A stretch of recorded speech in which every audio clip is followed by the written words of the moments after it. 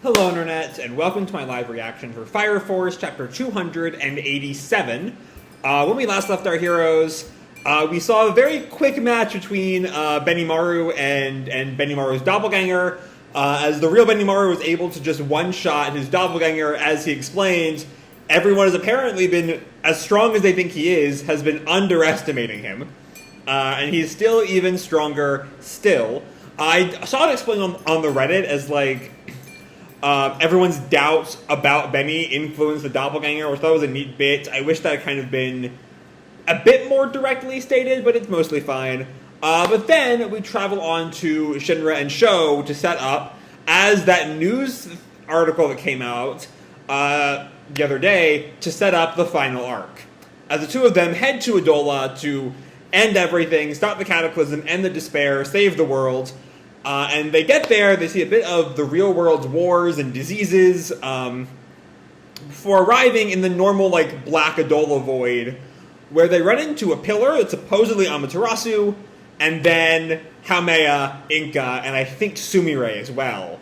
And Sho gives a bit of exposition as Haumea as this holy woman who's sort of tainted by hearing all of humanity's evil sins, and then Haumea lifts her crown to reveal her eyes, shocking Shinra, but we don't get to see what they are, so let's dive right on into Chapter 287. We open with a bit of exposition about Haumea. The young saint closed her beautiful eyes until the promised day. She closed herself off from the light, and in turn received God's divine revelation. She seeked the light that dwelled deep within the darkness. Eventually, the filthy emotions of the human started flowing into her. Yet the young saint simply kept her eyes closed and bared all. A part of me thinks we're going to see Haumea with, like, hyper-realistic eyes. Yeah, oh, okay, I was not actually expecting to be right there. Upon opening her eyes, she realized. Chapter 287, The Holy Woman of Despair. And our cover here is this 2-page spread that is just a close-up on Haumea, what I'm assuming is Haumea's eye. Scan later page, go by the manga page. Oh, okay. Because what we get next then is the image of the eye dome. For some reason, I never quite put together the importance of the eye dome and the importance of never seeing Haumea's eyes. The narration tells us her eye was looking down on Earth, on this planet subconscious. Okay, so has the eye dome been Haumea all along? Once her pure eyes were finally opened, she first let down a single tear. It was for the sake of the warrior who fought for her, until the bitter end. Did the dome first open its eye when Charon died? I have to look back at that, back into the 250s, but that might be right. Maybe. I'll have to check later, but if so, that's a nice little bit of foreshadowing from Okubo. And then she offered her praise to the light at the end of a long darkness. And Haumea calls to them, "O destined brothers." And then we actually see Haumea's face. It's not hyper-realistic, actually. She looks blinded. Or like you know how, isn't it moles that, like, are spend so long in the darkness their eyes don't really function in the light? That's kind of the vibe I get, almost like she's almost blind. Her eyes, filled with compassion and sorrow, seemed to soak up everything around it. The siblings, who were capable of stopping time, were captivated by the saint's compassion, freezing them in place. So a question I kind of have after last chapter, because Sho referred to this Haumea as the Haumea before she went crazy, right? So is the Haumea post-insanity still around? Or is she, like, did she kind of revert after seeing Charon die? I don't know. Anyway, Haumea calls back, "Inca, Sumire, come to me." And Inca we see the hand extend towards Inca. The girl who could see the future saw an ill fate for herself in the hand offered to her, and yet she took it without hesitation. Well, there goes my long-running Inca theory. My long-running Inca theory, by the way, I'm going to pause to sort of go into detail there, because I've always wanted to go into detail, but, like, it's never quite been the right time. is that Inca is a character fully defined by her selfishness, right?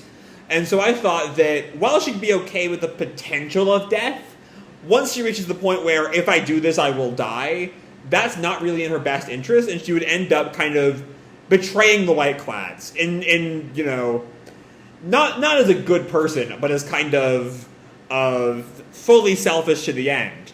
But here, she can see that she might die if she takes Haumea's hand, but she doesn't, which is completely outside of how I had pictured Inca. And yet she took it without hesitation, both disgust and destruction. And we see, I think those are the phrases attached with Sumire and Inca, right? Because there was a moment where the pillars all had like words attached to them, and it was mentioned like once, and then never really came up again. But with that, Sumire and Inca catch fire. And I really hope that's not the end for them. Inca especially is a villain I've always really loved. And I hope that she does not go out just by Haumea's hands like that. But that shocks Shinra. Inca screams it almost looks like she's screaming with like glee. Ah! And she like crumbles. And we see her, like, burning up. A person's death. It is both despair and salvation. Sumire says, finally, thank you so much. And then Inca crumbles, and I think they both burn away. I'm not sure how I feel about this development now. And Shinra just looks at her in shock. How could you do that? And at this point, I don't know whose thoughts these are. Is this an omniscient narrator, or is this like show, or what? The saint was the person most saddened by what happened. Such truth is undeniable. And Shinra shouts at her, how could you do that to your own allies? And Haumea tells him, death is the only true salvation. Like hell it is. You can't just decide that. And Sho tells him, you're right, brother. However, only a god has the power to justify such an inconsistency. What's he referring to there? What's the inconsistency?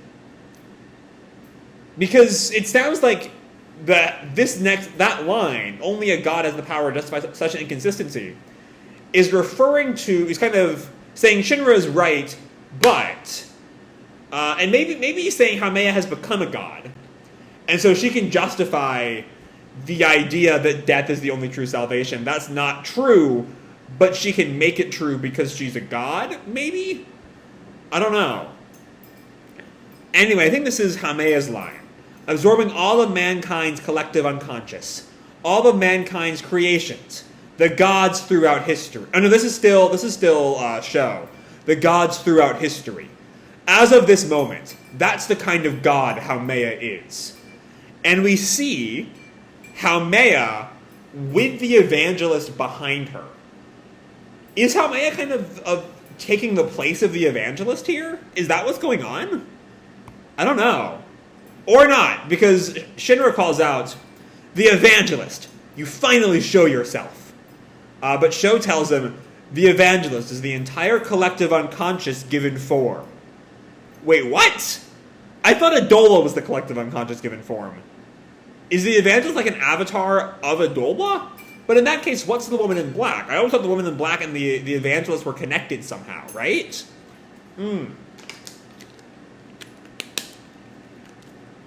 I'm kind of at a loss here at this point. But Shinra goes on, that thing, and Sho explains, the collective unconscious, the shared consensus in all of humanity's unconscious. The evangelist is that very unconscious, is the materialization of the secret desire within humans. Okay. The evangelist's true form is the despair we saw on the way here. Oh, so is the evangelist not a person then? I am so lost. I am so lost right now. You know, for the longest time, I've been fully on board with you know, all of Fire Force's concepts of despair and the meta plot and the background and the main characters and all of that. I've been here for it. This is the point where I'm just kind of like, what in hell? I'm so confused. Please, if someone has a better grasp of this in the comments, please let me know, because I'm so confused. The evangelist's true form is the despair we saw on the way here. And Haumea responds, "You are correct. As a saint, I've been the receptacle for humanity's collective unconscious. But what is the evangelist? What is unconsciousness? I now know the answers." So does that mean we haven't gotten the answer for what the evangelist is? Maybe? And then the narrator goes on, "The spoken words of a saint must only be truth. The siblings knew she could tell no lies." And so Shinra goes on, "So, what was the answer? The final point of imagination. At the end of its evolution, humanity desires its own extermination." I mean, that's basically the same death cult shit the White Clouds have been on about the whole time, right? There's nothing really new about Haumea thinking that humanity desires its own extermination. That's been her whole point from, like, chapter 0. I don't know. God didn't create humanity. Humanity created God from their despair. And then God gave birth to more despair. So this is turning into... Actually, let me look at this. Going back to the meta perspective. It's an inherently atheistic worldview, right? This idea that God is created by people perhaps, experiencing despair and needing something to, ask salvation for or to blame. And that created God. But then somehow God, the evangelist, gave birth to more despair?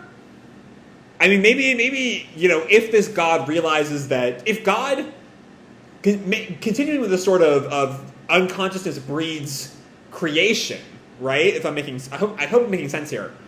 Then God, the evangelist, realizes that in order to have, if it's stronger, the more people are praying to it, right?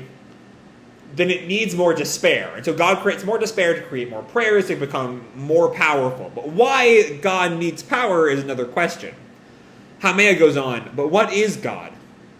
And Shinra just answers back to his own religion, the sun god. Right. Religion. Friends. Information. Science. Art. Culture. Family. It can be anything, as long as it provides salvation.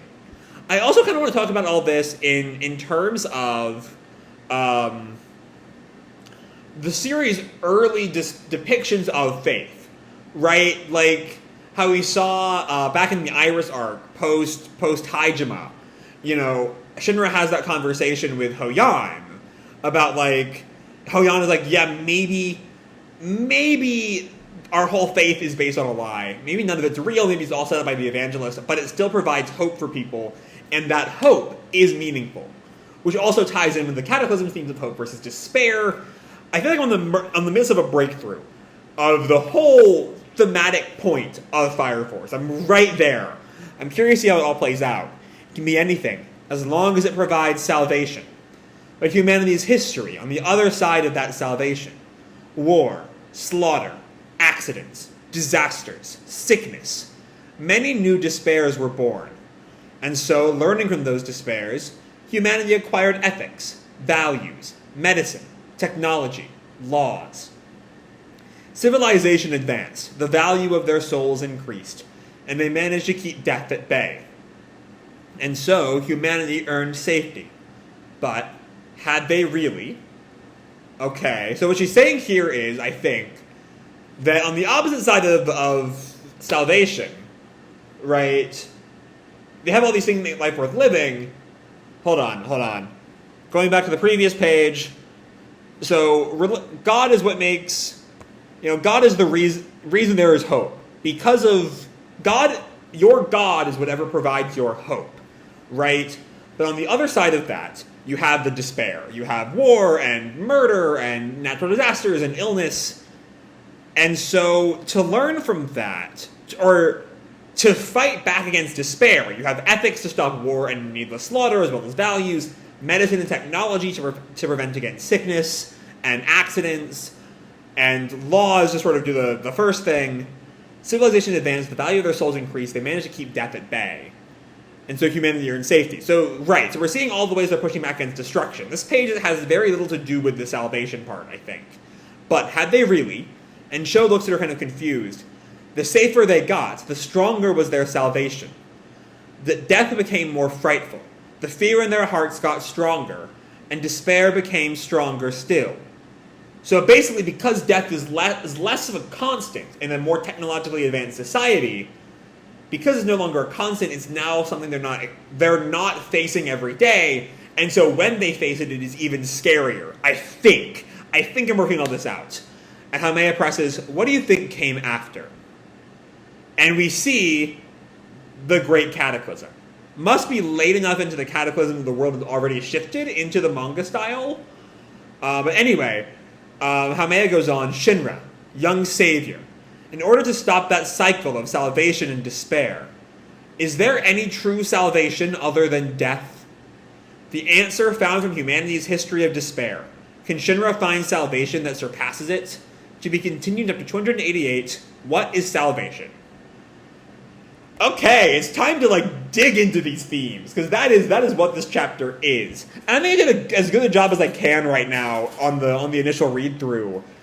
I feel like this is one of those chapters that really should be read in relation with next week's, as what is salvation perhaps provides Shinra with the answer he needs to sort of solve everything, I guess. I don't know.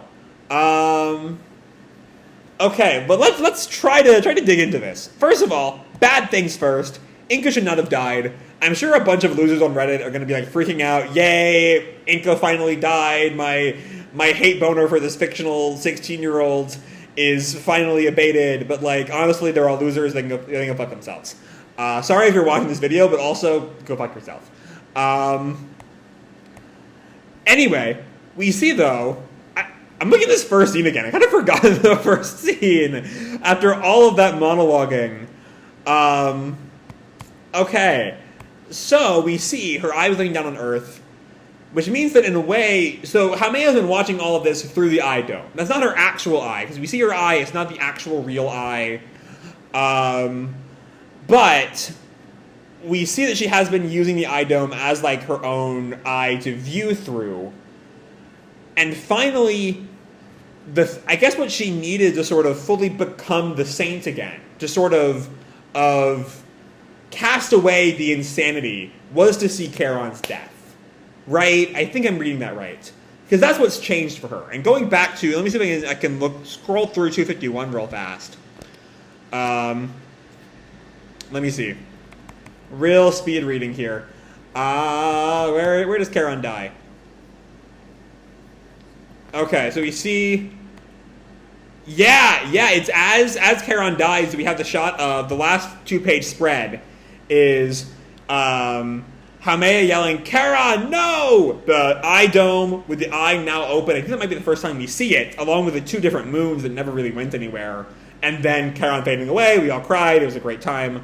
So the eye first opened, as far as I can tell, because looking at the start of 251, the dome isn't there yet. The eye did first open when Charon died, which was probably a good hint that that Haumea has been watching the battle through the eye. So that's a nice little bit of foreshadowing from Okubo. I wish I had seen that one coming. But I guess that change has led her to drop the sort of crazy girl act and be this sort of saint of despair. There's nothing left but death. Death is the way out that she sees of the ups and downs of life. Life will always be a cycle of salvation and despair in her mind, and perhaps even truly, and so the best way out is to just die. No more despair if you're dead, right?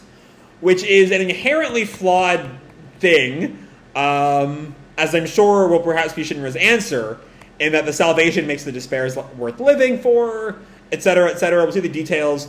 My mind is going to the famous monologue at the end of Vincent and the Doctor in Doctor Who, right? Where the Doctor tells Amy that just because Vincent still kills himself, it doesn't mean the time they had with him didn't make his life better in the meantime. That's the sort of vibe I'm seeing for the end of this bit of moralizing. Maybe. That's all kind of guesswork. I could be completely wrong. But then yeah, Inka and Sumire are dead. Really, really disappointing. Honestly, like I really want to see more of Inka, and she never really got to do anything past her first arc. Like, she was there to sort of egg Shinra on into learning the truth about the past.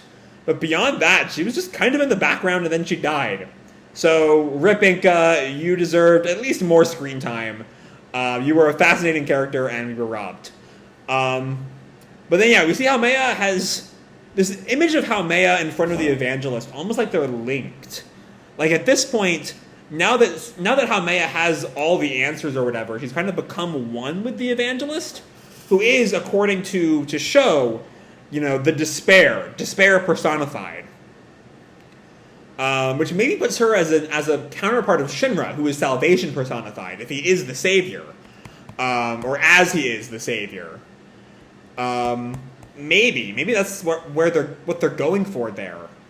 But then, yeah, after that, it's time for Haumea to sort of give us at least the opposing viewpoints that Shinra kind of has to fight against.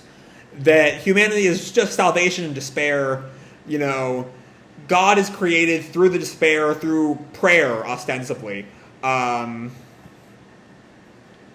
Through prayer.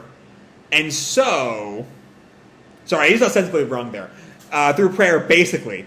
Where are they going with that? And so, perhaps what she's getting at is that God is sort of predisposed to create more despair, because despair is how God was born, and so more despair means more God power. Again, why does God need that, though, is sort of the other question. Or maybe just have, because despair existed pre-God, according to Haumea, at least. I don't know. But she points out, though, Haumea points out, that salvation, God, religion is just whatever brings you to salvation. Whatever provides you with meaning. Which is a nice little bit, religiously I can't quite buy into it for personal reasons, but it's a nice little bit of twisting the shonen theme ever so slightly. It's a nice little bit. But then we see, even so, despair still happens. They fight against despair. Despair still happens. So what's the point? And as they get safer, that makes their despair all the stronger, because it's still there in the back of their mind, but they're just running away from it. And so what is the answer? And I don't know. I mean, the answer is to live anyway, right? Like, to me, in my personal opinion, if we're going to get real personal here, the answer is to live anyway. You'll find bad things will happen, but good things will happen, and so you just gotta make the best with the hand you're dealt. But yeah, I don't know. I hope this video has been comprehensible. I'm trying to work out all of these ridiculous thoughts in real time, because Fire Force is back on his crazy shit, and I'm excited to see how all this plays out. We are officially, though I thought we were already there, but officially moving into the final arc according to the magazine itself. So that's exciting. But yeah, I don't know. I'm excited to see how all this plays out. Fire Force has always been really fucking weird, and this is just taking that to even new heights. And I can't wait to see how all of that plays out. So I'm going to leave this video off here. Hope you all enjoyed the chapter and the video itself. If you did, feel free to drop me a like or subscribe. Do whatever makes you happy, And remember, your life is your own, okay? Bye!